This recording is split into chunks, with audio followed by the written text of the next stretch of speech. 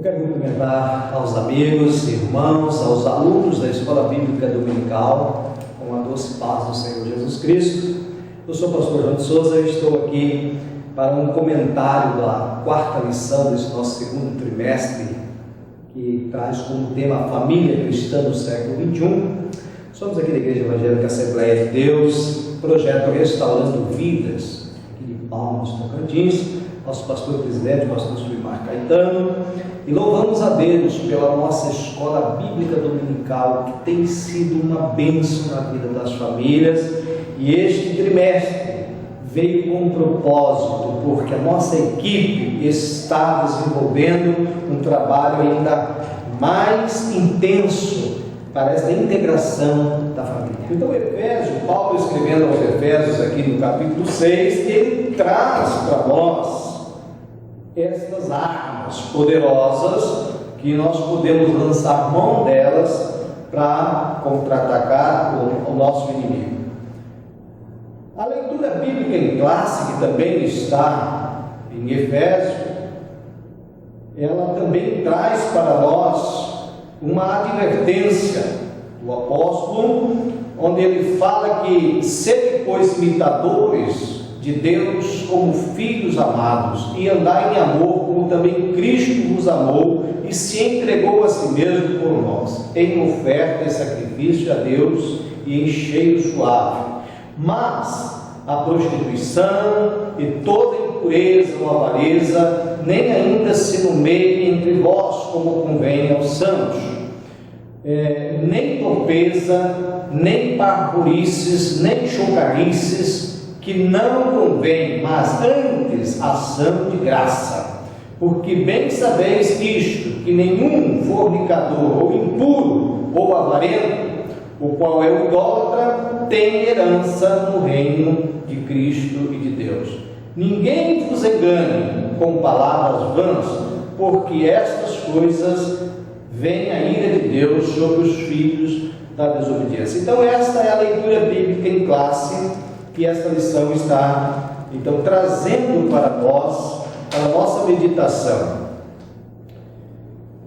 E entrando para o assunto, para o foco principal deste tema, nós estamos desenvolvendo ele, que é a família sob o ataque. Nós temos então no primeiro tópico, que é os ataques do inimigo, e as epígrafes que estão subdivididas em três. Na primeira delas está falando do ataque às crianças. Nós sabemos e entendemos que a família, ela é o alvo do ataque do inimigo. Por quê? Com a desestruturação da família, o inimigo consegue desestruturar também os demais segmentos da sociedade, como por exemplo igreja, como por exemplo escola, enfim, desestrutura a sociedade, porque a família é a célula macro da sociedade. E então o foco de ataque do inimigo, a família. O comentarista aqui começa pelo ataque às crianças. Isso não é uma novidade para o povo de Deus. Por quê?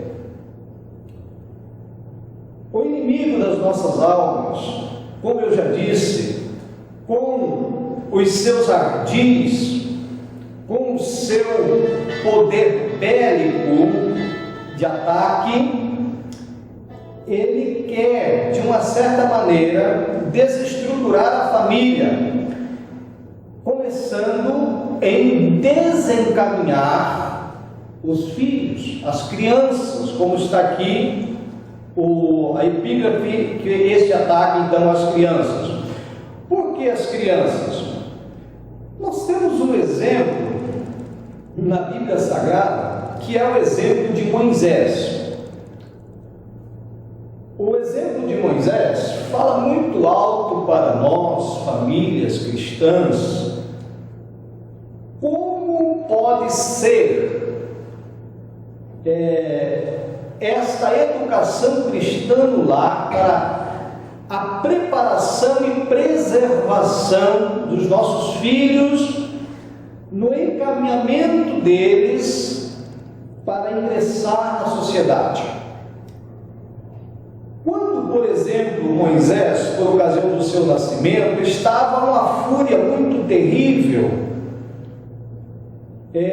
do rei do Egito, Faraó, ele estava perseguindo as crianças, e justamente por causa da proliferação das famílias hebreias, havia uma preocupação muito grande, e esta perseguição fez com que, por ocasião do nascimento do menino Moisés, houvesse uma grande preocupação em sua família, em sua mãe Joquebede, em seu pai Arão, e eles tiveram então uma luz divina para a preservação daquela criança.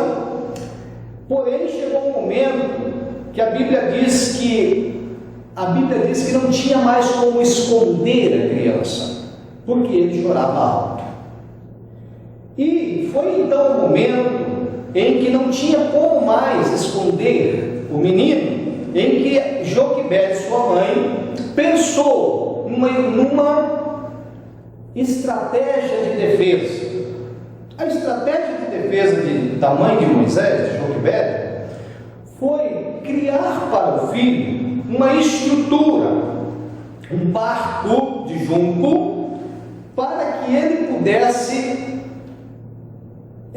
ao ser colocado nas águas do Nilo, ele pudesse ter uma segurança. E isso deu certo. Deu tão certo que aconteceu a história de Moisés, foi muito bonita. Quando a filha de Faraó o encontrou às margens do rio Nilo, nós sabemos que ela adotou aquela criança viveu na corte, estudou na corte, aprendeu a cultura faraônica, enfim, foi uma criança que cresceu no reinado. Porém, este menino, ele trouxe de berço algo que nunca o inimigo conseguiu roubar dele, que foi o preparativo da família, os ensinamentos que a sua mãe lhe deu, fez com que ele nunca se dobrasse aos deuses pagãos do Egito. O que eu quero dizer com isso? Nós estamos falando de ataque contra as crianças.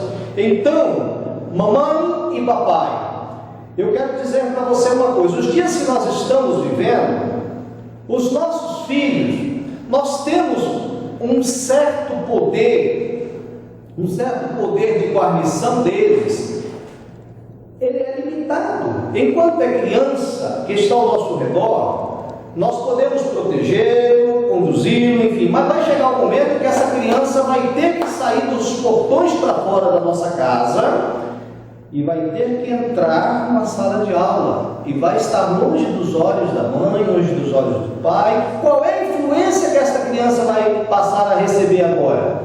Esta criança vai ter que ter um preparativo dentro do lar para enfrentar a escola, porque o comentarista está abordando aqui nessa primeira epígrafe as escolas como principal instrumento de influência na formação da criança. E a verdade é a escola que tudo começa pela escola, porém com uma diferença.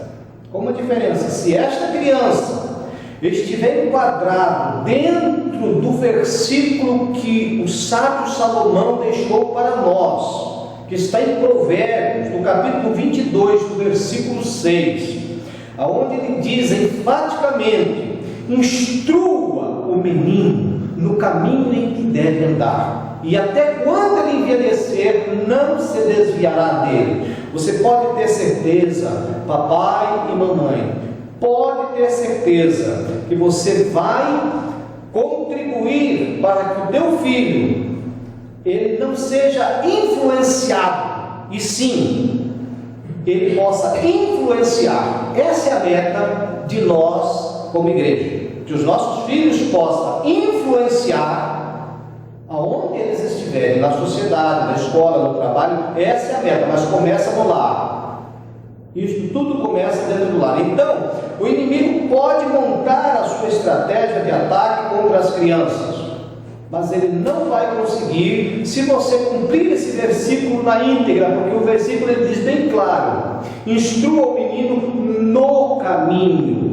E esta palavra no caminho é que faz a diferença, porque alguém quer instruir o menino o caminho, isso é diferente. Instruir o caminho seria mostrar: olha, meu filho, o caminho certo é esse aqui. Isso é diferente de você conduzir, pegar ele pela mão, que é o que o versículo diz: instrua o menino no caminho, andando contigo, levando para a escola dominical, levando para a igreja, levando para os cultos infantis, enfim, acompanhando esta criança. Isso é que vai fazer a diferença. Porque o inimigo, como eu disse, eu citei a questão de Moisés para dar um exemplo de segurança e proteção que nós podemos dar dentro do lar. Mas o inimigo, ele não se contenta com isso. Nós encontramos depois que Moisés retornou ao Egito, depois que ele veio com a ordem de Deus para tirar o povo do Egito, nós também encontramos numa passagem bíblica que está em Êxodo, do capítulo 8 até o capítulo de número 10, nós vamos encontrar as negociações de Faraó com Moisés. Quando as pragas começaram a cair sobre o Egito e ele viu que não tinha jeito, ele chamou Moisés para uma negociação. Ele começou a querer negociar a saída do povo do Egito. E Moisés não cedeu em nenhuma dessas ocasiões, mas uma das ocasiões, que é a que mais me chamou a atenção, é que está nos versículos, capítulo 10, do versículo 8 ao 11, depois a resposta está lá no versículo 24, onde Faraó, ele diz que os adultos poderiam sair, mas era para deixar as crianças. E Moisés foi enfático ao dizer: vai conosco os nossos velhos, os nossos moços, os nossos filhos e as nossas crianças. Nenhuma unha vai ficar no Egito. Portanto, está sobre nós o peso da responsabilidade de levar conosco as crianças. Isso é importante você entender isso, porque há muitos lares,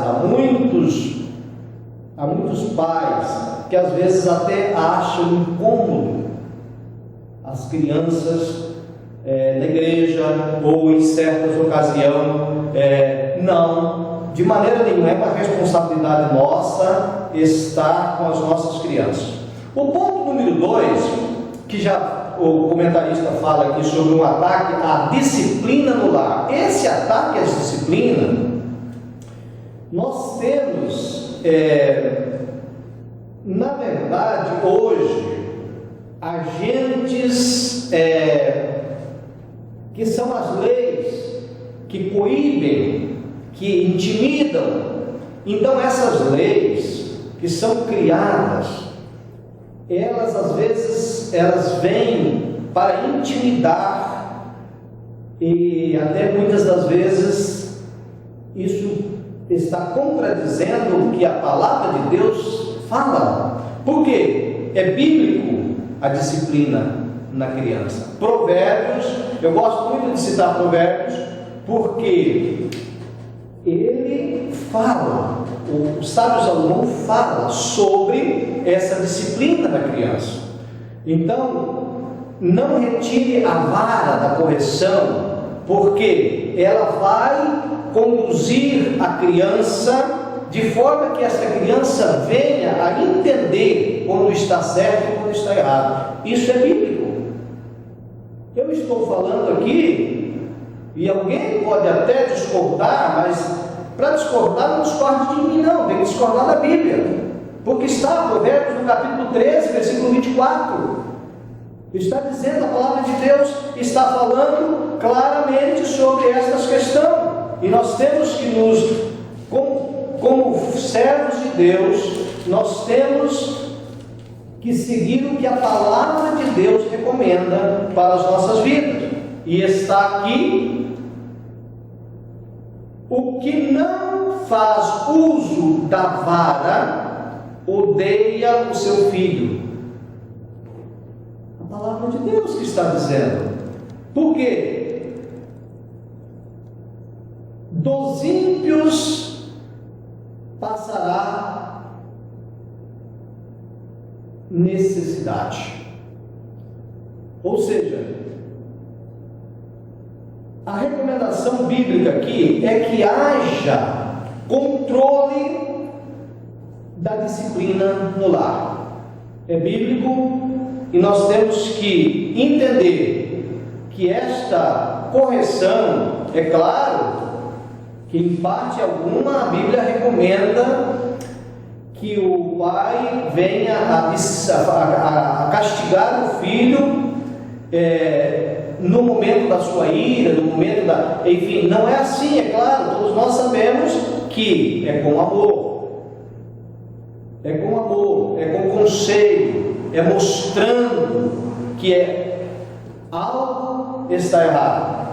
Enfim, e o outro ponto desse primeiro tópico fala sobre os falsos ensinos. O terceiro ponto fala sobre os falsos ensinos. E estes falsos ensinos é que tem em nossos dias trazido muitas dúvidas. Por quê? Esses falsos ensinos são falsas ideologias, falsas teologias, enfim, isso tem trazido uma conturbação mental nas crianças, nos adolescentes e, por fim, estas crianças, se não tiver um acompanhamento em casa do pai, um acompanhamento do pastor, enfim, essas crianças, elas vão distorcer aquilo que a palavra de Deus recomenda. Porque muitos ensinamentos estão ensinando, distorcendo a verdade da palavra de Deus. Enfim, o segundo ponto, passando aqui para o segundo ponto, onde fala sobre atitudes mundanas para destruir a família. Estas atitudes mundanas que o comentarista está citando aqui, o ponto de número 1 fala sobre o abandono aos filhos. Essa é uma questão séria, é uma questão muito séria em nossos dias. Por quê? É comum nós ligarmos o nosso aparelho para assistir um jornal e ali está noticiário de mães que abandonam os filhos, crianças abandonadas. Isso é muito sério. Nos nossos dias, isso está sendo algo que vem destruindo a sociedade. E nós temos que, como igreja, combater isto. Temos, como igreja, de fazer também a nossa parte,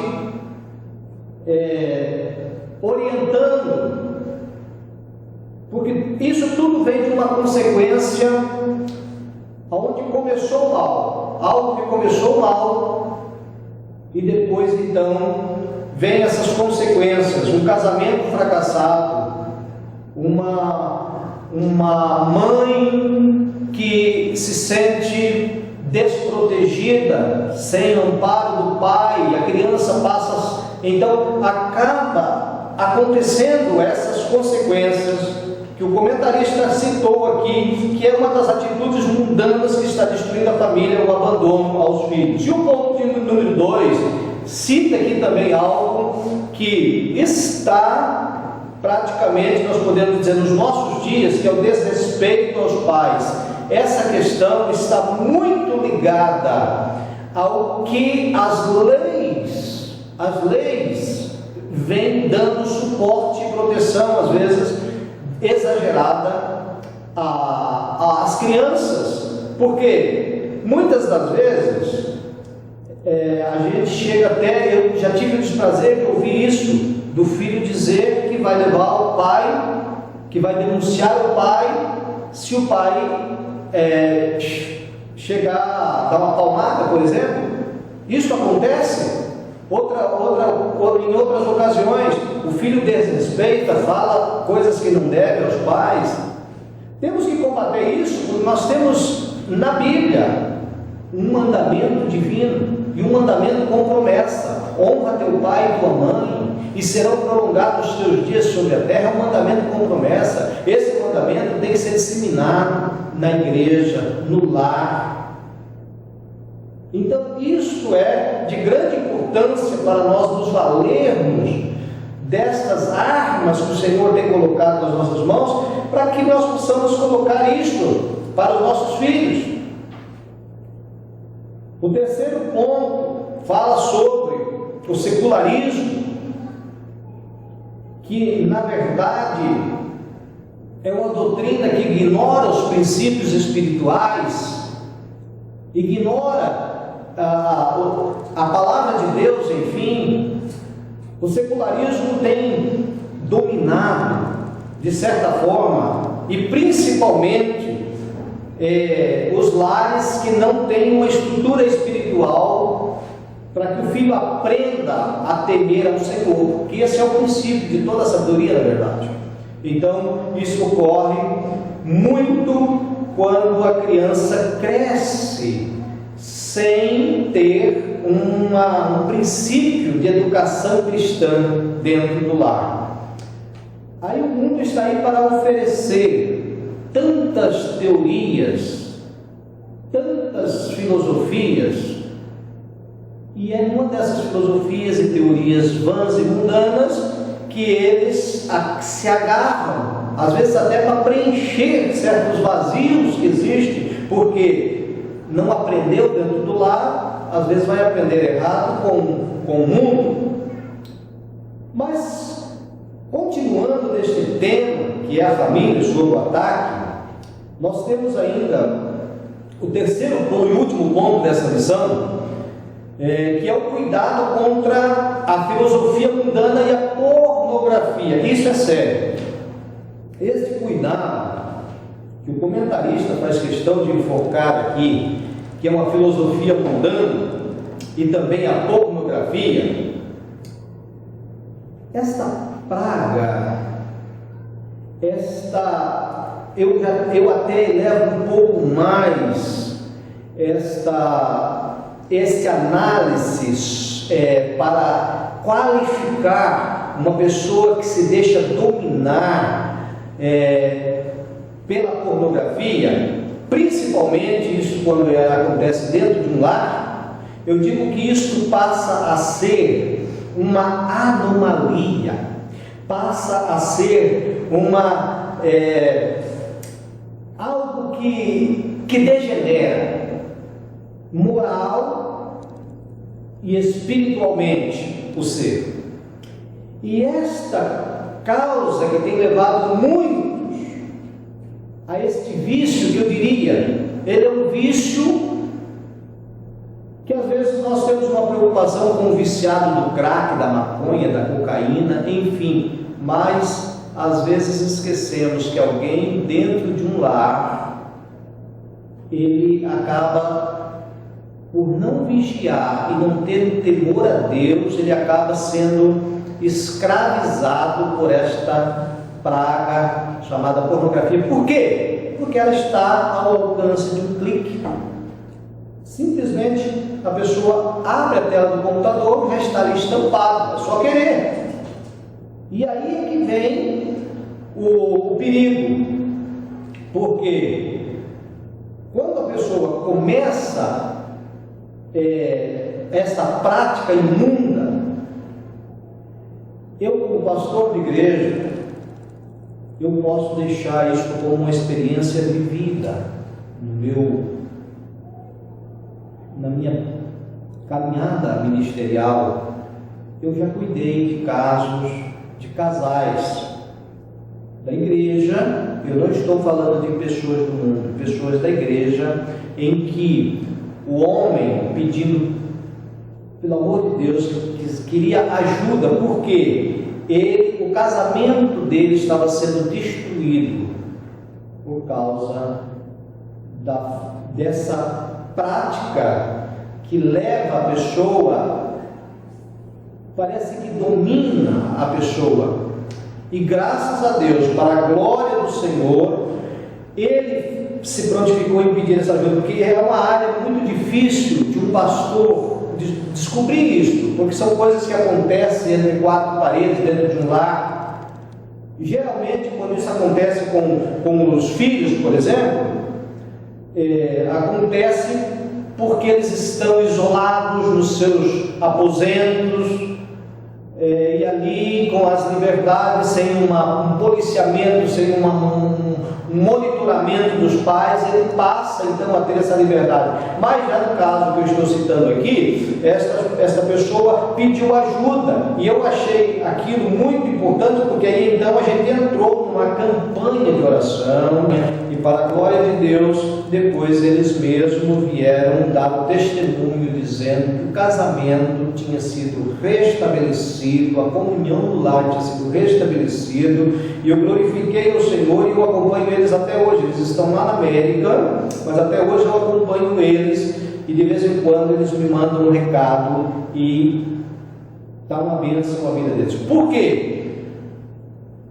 Esta praga chamada pornografia, como eu disse, está estampada, está ao alcance, mas nós temos que lutar com todas as forças contra este mal que vem destruindo famílias. E os princípios básicos que o comentarista traz para este tópico aqui, o primeiro dele é observar a palavra. Observar a palavra de Deus. Inclusive ele cita o Salmo 119, onde a própria palavra diz como observar o jovem o seu caminho, como o jovem pode se manter nos caminhos certos. E vem uma resposta dizendo, observando a palavra de Deus. Então a observação da palavra de Deus, observar a palavra de Deus, cumprir a palavra de Deus, é a arma-chave para ocupar a mente e destruir estes ataques malignos. Então o primeiro ponto já fala que uma das armas é esta, observar a palavra de Deus. Depois fala sobre o templo do Espírito Santo, que é o nosso corpo. O nosso corpo, como templo e morada do Espírito Santo, ele deve se manter santo, porque é bíblico. A palavra de Deus diz: sede santos como eu sou santo. Este é o princípio da palavra. Qualquer coisa fora disto não vai dar certo. Então, o terceiro tópico a terceira epígrafe que este tópico desenvolveu foi sobre o Salmo de número 101 e o versículo 3, onde diz: não porei coisas más diante dos meus olhos. Não porei coisas más diante dos meus olhos. Então, eu e você temos uma responsabilidade com a palavra de Deus e saber discernir o que é bom, o que edifica, o que é, como diz a palavra de Deus, tudo que é bom, tudo que é agradável, tudo que é de boa fama, tudo que faz com que possa edificar vidas, nisto pensar. Agora, tudo que corrompe, tudo que destrói, tudo que causa uma desunião e desavença, isso tudo nós temos que combater. Então, para encerrar, eu quero deixar então o conselho pastoral para que todos os nossos alunos da escola dominical, todos os nossos irmãos em Cristo Jesus, que somos na verdade a igreja do Senhor Jesus Cristo. Eu costumo dizer que a igreja é o recurso de Deus aqui na terra para a defesa da família. A igreja que tem esse papel de defender e lutar contra os bons princípios da família. Então, que nós possamos permanecer firmes e buscando estas armas que a palavra de Deus está nos oferecendo, que está aqui no livro de Efésios, no capítulo 6, onde fala sobre as armaduras de Deus, para que nós possamos tomar posse dessas armas e lutar contra o nosso inimigo que veio para matar, roubar e destruir. Mas Jesus Cristo veio para que tenhamos vida e vida com abundância. Deus abençoe a todos em nome de Jesus.